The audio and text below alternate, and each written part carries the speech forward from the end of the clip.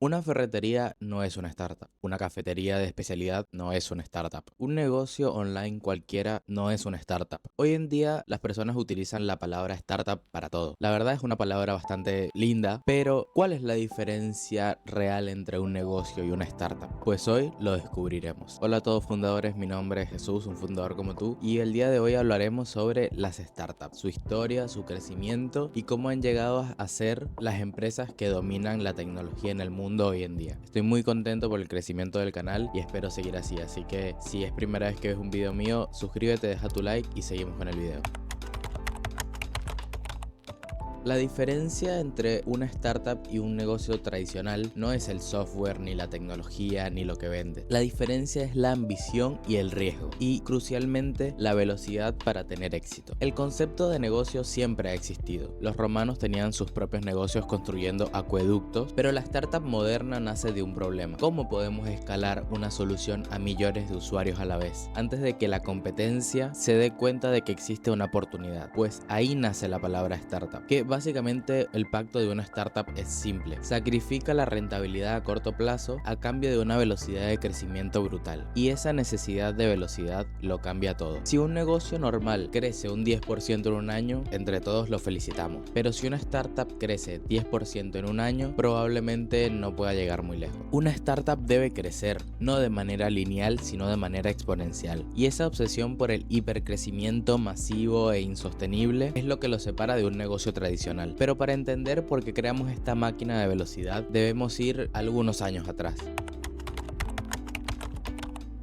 La historia de la startup moderna no empieza en un garaje, sino en la Guerra Fría y la carrera espacial. La necesidad de tecnología militar avanzada en los años 50 y 60 hizo que el gobierno de Estados Unidos inyectara capital masivo en la tecnología de semiconductores. Esto creó el ambiente para la innovación arriesgada. Los fundadores ya no eran dueños de pequeños negocios, ahora eran científicos, militares, personas de éxito. El capital de riesgo, tal como lo conocemos hoy en día, nace en ese momento. Porque ya no se trataba de pedir un préstamo en un banco, se trataba de que un VC asuma el riesgo a cambio de una porción de tu compañía. El VC no espera que 10 startups funcionen, sino que la startup que se pegue pague todos los fracasos anteriores. Por ejemplo, si un fondo de riesgo invierte $1 millón por el 10% de una empresa y en unos años esa empresa se convierte en un unicornio, valió completamente la pena todos los fracasos anteriores. Es una estrategia de cartera, no de producto. Y esa es la primera ley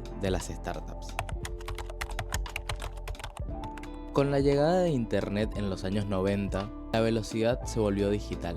De repente, una solución ya no se limitaba a una ciudad, se limitaba al mundo.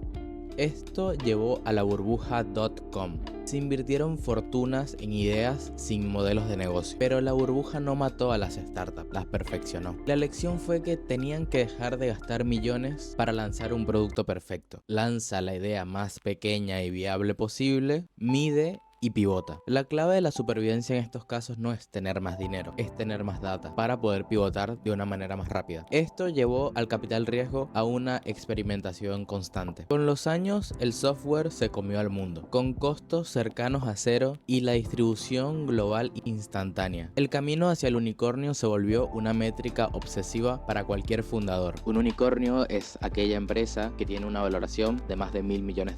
Empresas como Uber, Airbnb, Facebook demostraron que podían escalar a miles de millones de usuarios antes de que cualquier regulador o competidor pudiera reaccionar. Esa es la velocidad que define a las startups de hoy en día.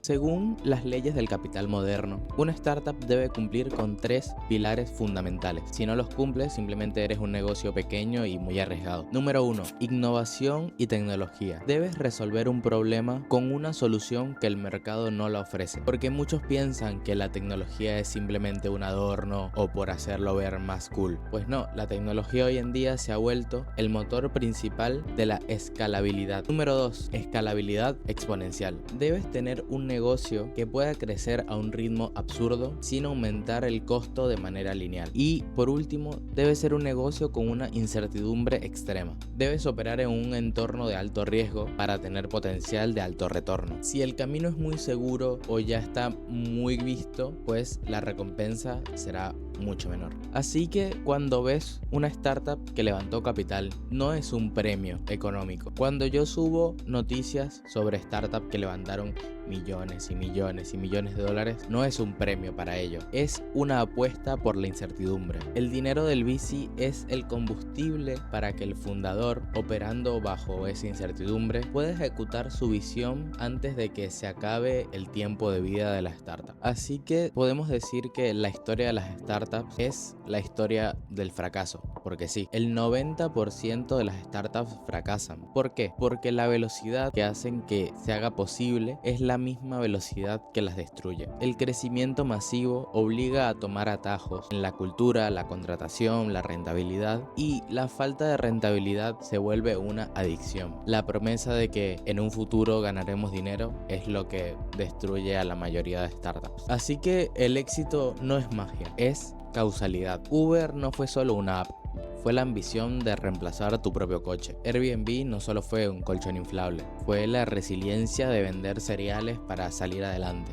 Y tu startup no se salvará por la resiliencia, se salvará por la decisión racional de pivotar antes de que el runway termine. Así que hemos visto la historia de las startups, cómo empezaron y cómo están hoy en día, todo el tema del crecimiento, del capital riesgo, del hipercrecimiento, la diferencia entre un negocio y una startup, y lo importante es entender la ambición, la velocidad y el riesgo. Espero que te haya gustado este video, suscríbete, comenta, deja tu like y dime qué te pareció la historia de las startups. ¿Hay algo que me salté? Cuéntame, te leo en los comentarios. Muchas gracias a todos, espero que el canal siga en crecimiento como estamos ahora y nos vemos en el próximo video. Recuerda que subo shorts todos los días. Chao, chao.